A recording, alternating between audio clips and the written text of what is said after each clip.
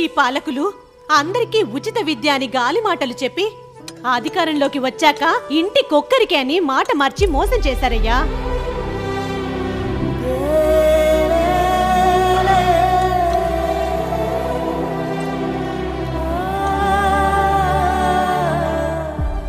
దేవుడా, స్తోమత ఉంటే ఇద్దరు పిల్లల్ని చదివించాలనుంది.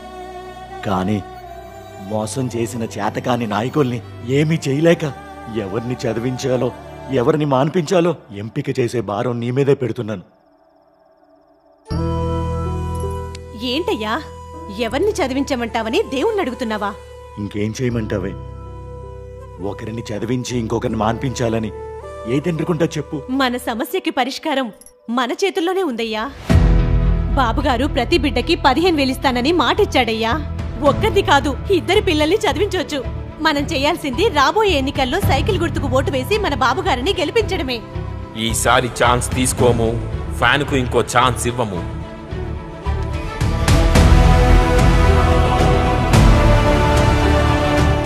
ఒక్క ఛాన్స్ అని గాలి మాటలు చెప్పి నెగ్గిన వారిని జీవితంలో మళ్ళీ నమ్మేది లేదు. బాబు రావాలి, మన బ్రతుకులు మారాలి. బాబు రావాలి, మన బ్రతుకులు మారాలి.